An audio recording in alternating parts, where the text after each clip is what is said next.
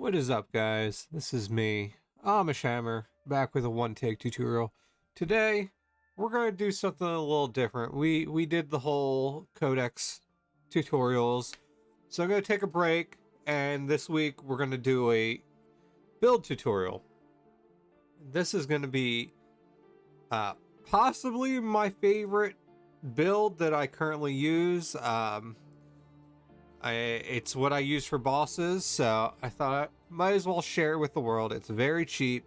For those out there that like playing a melee character and need a boss slaying build, I got you covered.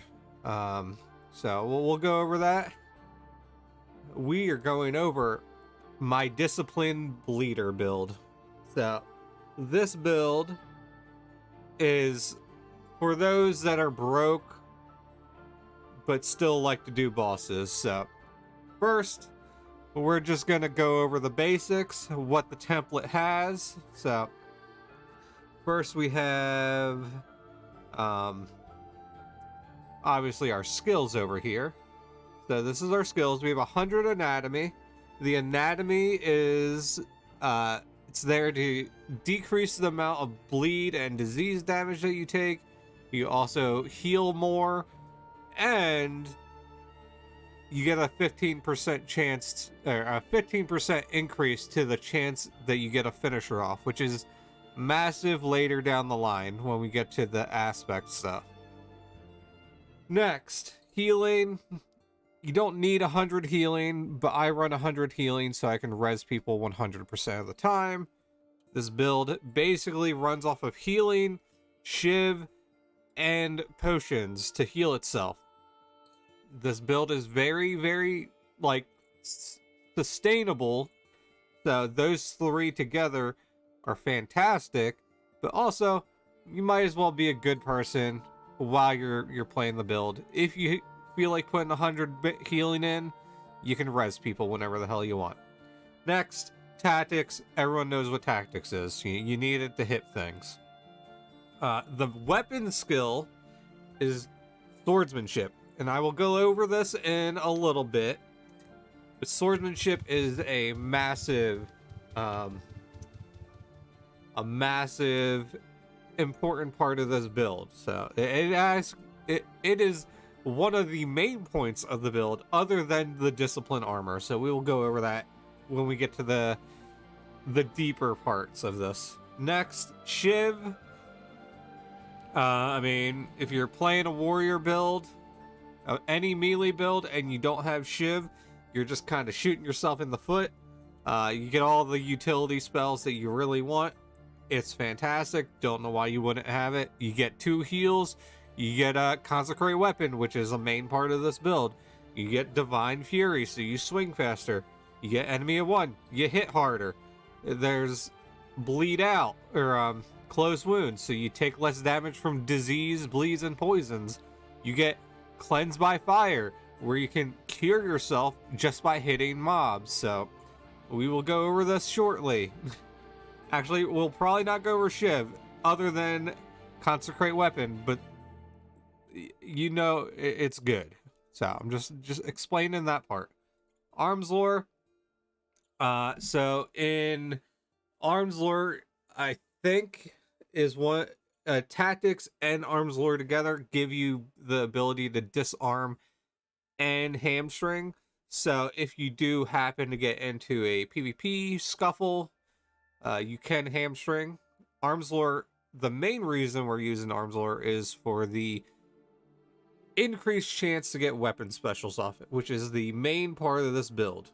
I haven't given the build a name, but it's literally built around weapon specials, so we will get there. Arms lore is fantastic. Parry, 80, so you can use the Codex. You're tanky. You get a broken Codex, so might as well use it. Fantastic. If you're gonna solo farm and not use this for bosses, it just works. There's nothing more to say about it. Magic resist. So this one used to be at 80, but I put it into healing because it's not as important as healing to me. So with magic resist, now they recently patched it so now that when you take damage from spells, you get spell siphon, which means you absorb the spell, or you have a chance to absorb the spell, which then translates into more damage output for you. So with the parry codex and dispel evil, you could run mirror stance, reduce all the damage from spells, and have a chance to reflect. But you also will absorb that for magic resistance, so you do more damage output. Damage output is the name of the game for this build, as well as weapon specials. Okay, so next, we're just going to keep that up on the screen so you guys can see it. Next is the big boy. We're going discipline. So just ignore the stuff up here. We're looking at discipline armor. So discipline armor, this right here, this top stat under armor rating bonus that every aspect has, this is the stat that is important here. So this increases your weapon special damage by a certain percentage. I'm at tier 13, so I get an 80% increase, which is ridiculous. So that increases my bleeds every time I get a bleed off by 80%.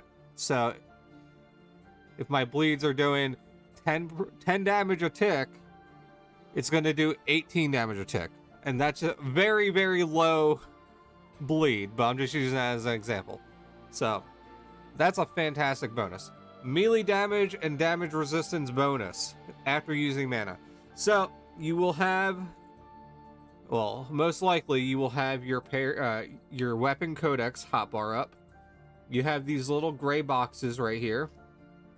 If you check mark it, like I just did right there, anytime you are in combat, every 10 seconds you are in combat, it will use 3 mana to recycle that stance that you currently are using, which means it refreshes it, so then you are using mana every 10 seconds, which will give you this melee and damage resistance bonus stance.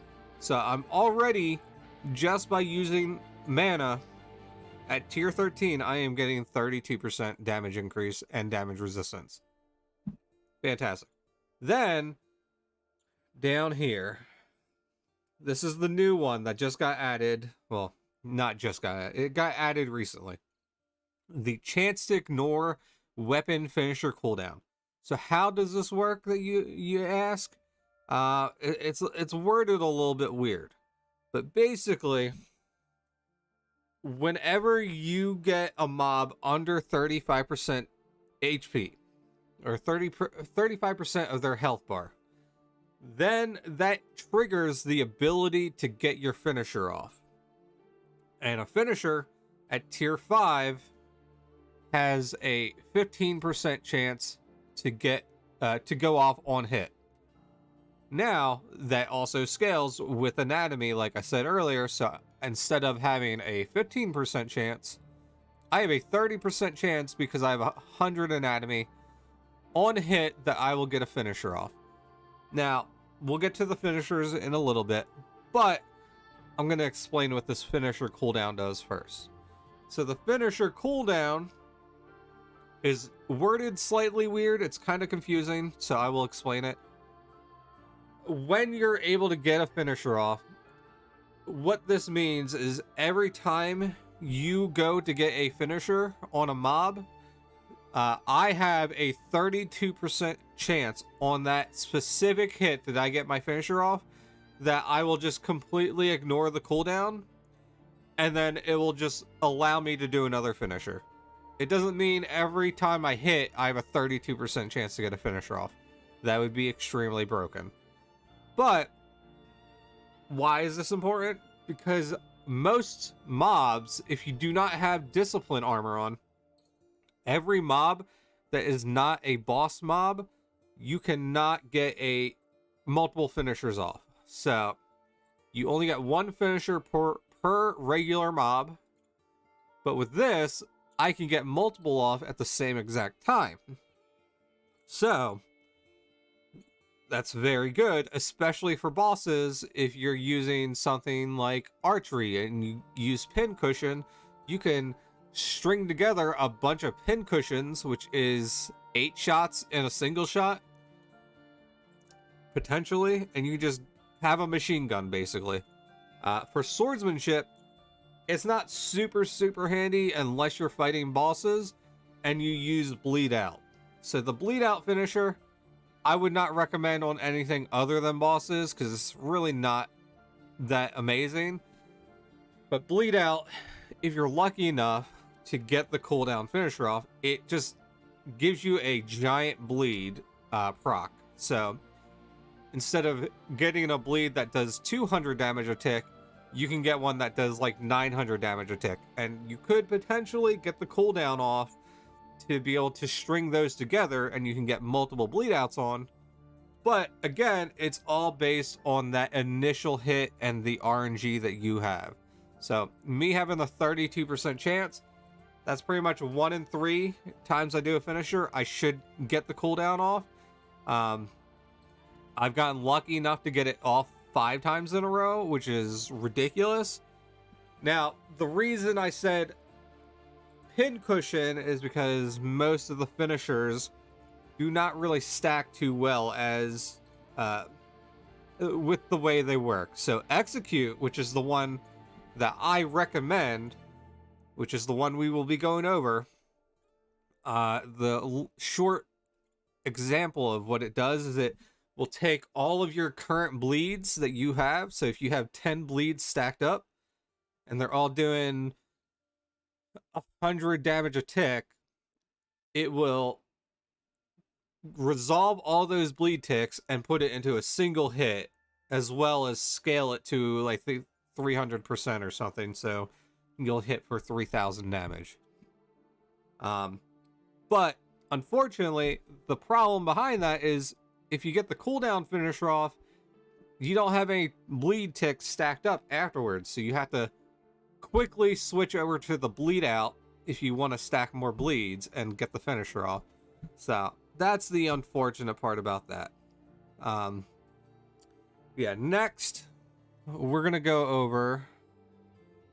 well, while we're on the aspect menu, I will say this build does not rely on a certain weapon aspect.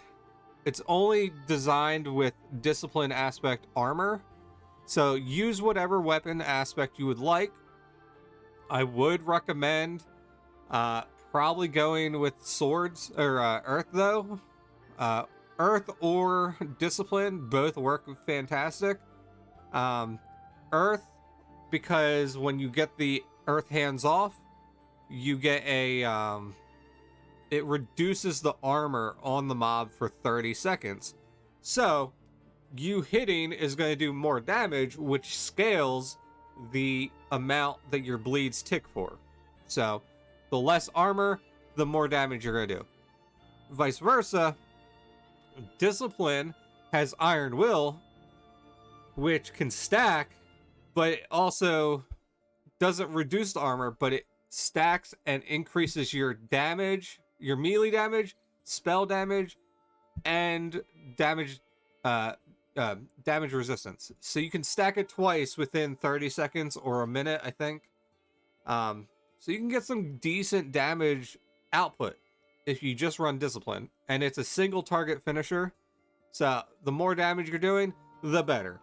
So after this, after discipline, we're going to go over the Codex really quick. So I already have some of these lined up, the only ones that really matter for this build. So one is flaying. So what does flaying do? This stance right here.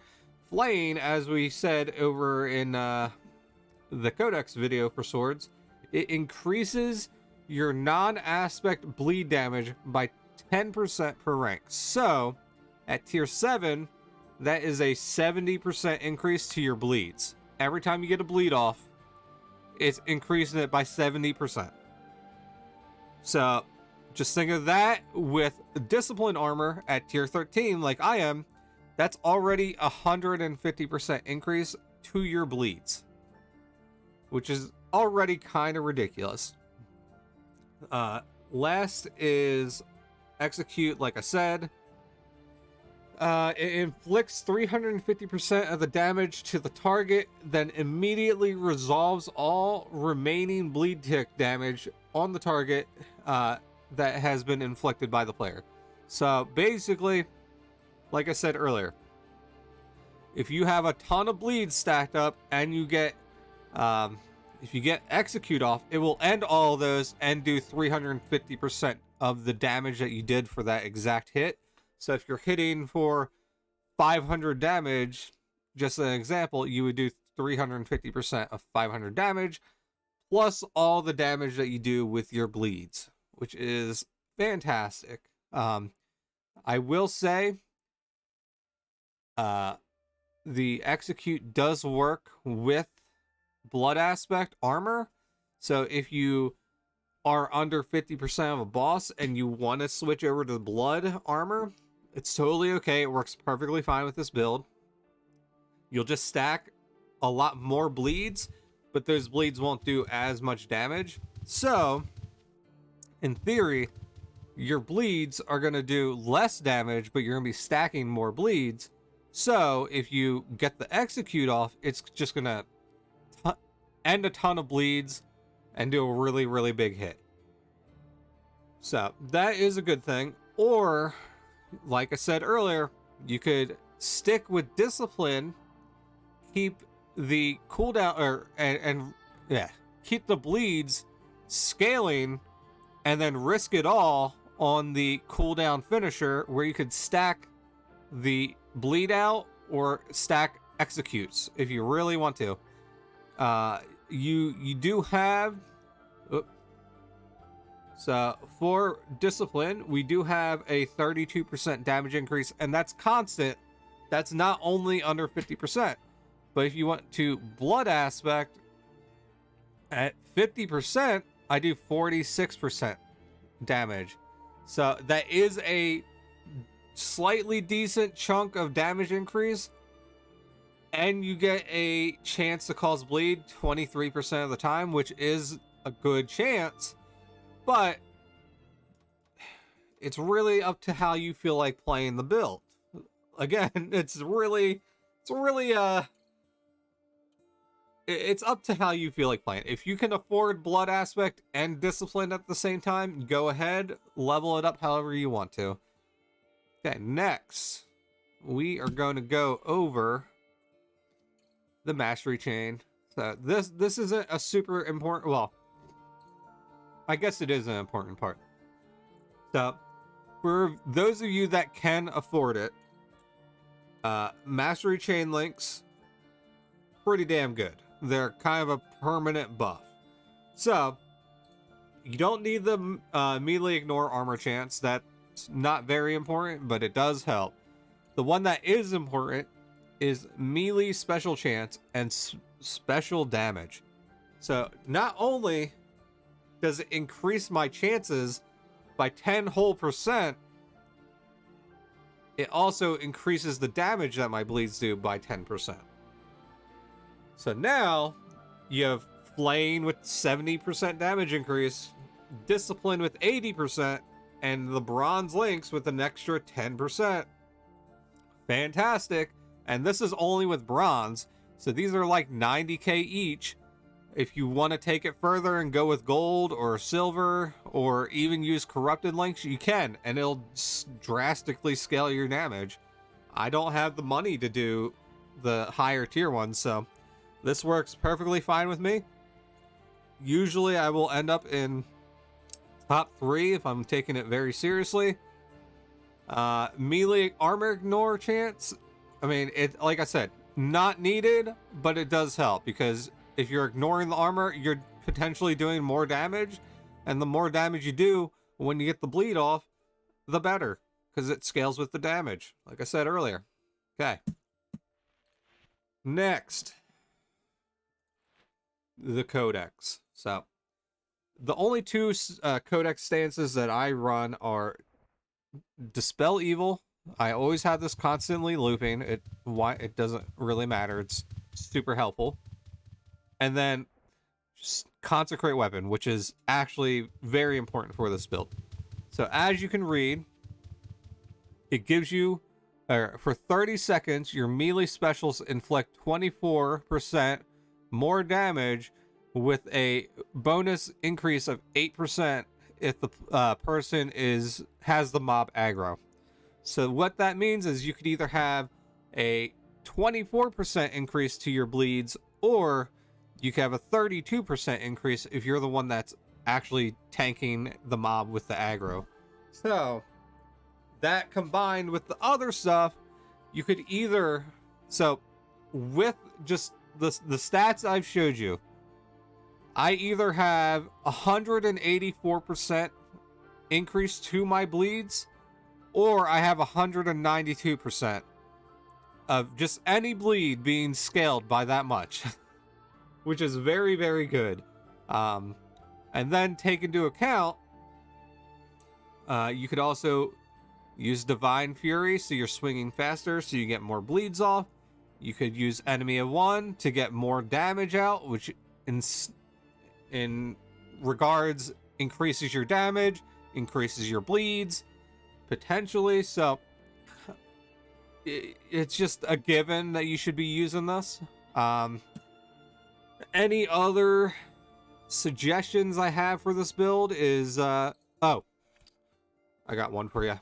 Anything that you are curious about, you could also, if you hit the option or the help menu on your paper doll and go down to player stats, and then down here at the bottom you'll see melee.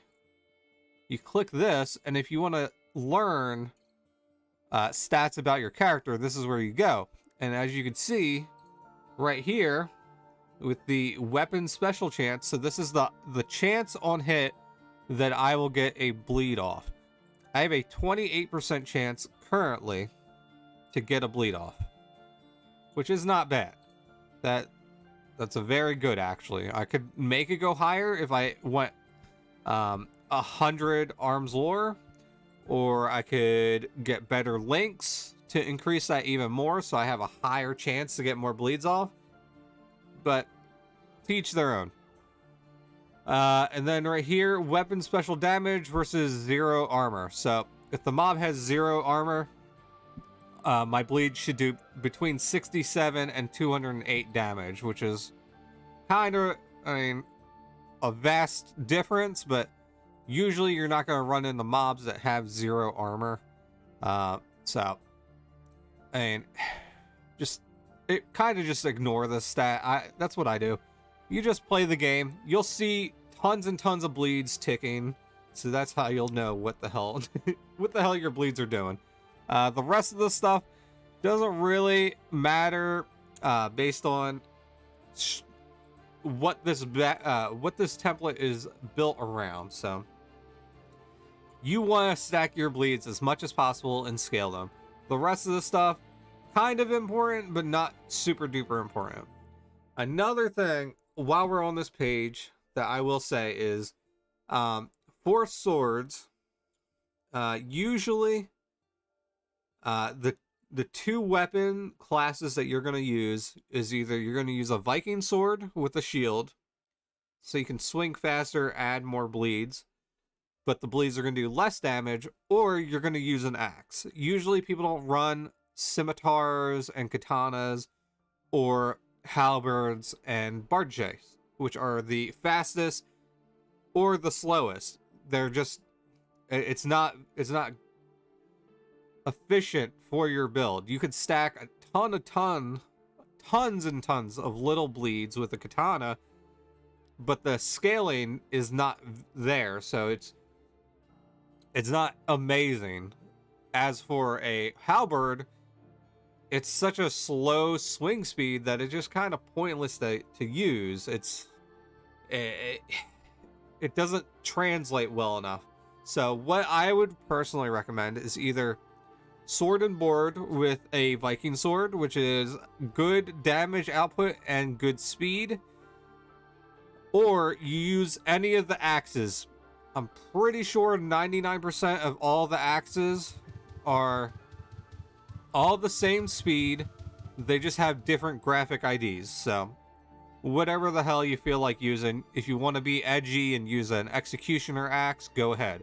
If you want to look like a lumberjack, use a hatchet. Doesn't really matter. They're all doing tons of damage. I have just a regular axe. Just an axe. But I will say, if you do use the two-handers, they made it maybe last year sometime where by default, since two-handers are by default slower, that anytime you use a two-handed weapon, by default, you are getting a 20% damage increase. So, you're swinging slower, you're hitting harder, and then you also get a damage increase on top of that. So, when you get your bleeds off, those bleeds are going to do even more damage compared to a sword. So, it's really up to you how you feel like playing. Not everyone can find decent swords and axes, so it doesn't really matter. Just have fun with the build. Trying to think if I missed anything else. Not really. I think I covered it pretty well. I will say, if you're trying to get this build done quick, I would not split the aspect into two. I would stick strictly with discipline for both the weapon and armor. They are both pretty good. I mean, the proc is fantastic. It doesn't do a ton of damage because it's a single target one. They don't want to make it super overpowered, but it does good damage. The armor, kind of crappy at lower tier, but you'll drastically level that up super fast, especially since you're running Swords Codex. If you really are worried at low tier, just run Warrior Stance first in the Codex. This will give you a bonus to accuracy, defense, and damage. So you're going to hit more often, you're going to be more tanky, and you're going to kill things faster. So you're just going to level yourself up even faster with that. Other than that, that's about it. There doesn't matter what type of armor you use. I always get questions after these videos. What type of armor do you use? It doesn't really matter, guys. I mean, the heavier the armor, the better it is. I guess. I will say, though, I do not recommend running plate, not because you'll also get blown up by PKs if they mind blast you, but plate is just too heavy for you to get your mana back naturally between every 10 seconds. So if you're wearing plate armor, you're going to be more tanky, but you use 3 mana every 10 seconds. And in between those 10 seconds, you don't get that 3 mana back. You get like 2 back. So over time, you're just going to completely run out of mana, and then you'll lose a bunch of buffs on your aspect. So stick to whatever you feel like using. I personally just use iron chainmail. I don't use anything fancy. I mean, maybe I'll run into the armory at my guild house and just take random invuln armor, which, I mean, I only really use for bosses. But yeah, like I said, doesn't really matter. You do what you feel like you should be doing. Don't wear plate. Anything under plate is good. That is about it, guys. So we are done with the build. If you guys do have any questions, feel free to message me, either in the comments or hit me up on Discord. You know where I'm at, guys. So just reach out if you need any help. Thank you for stopping by. I hope you enjoyed this video. I will say, this video definitely is not going to change the price of discipline, because nobody really likes doing melee. It's a big grind. So if you're doing discipline, it's pretty cheap. It's like 3 to 4K a core. So the popularity, if this video gets very popular, I highly doubt it's going to change the price of discipline too much. So Don't worry about it. Just explore, have fun. I will see you guys around. You have a good night. Thank you for stopping by.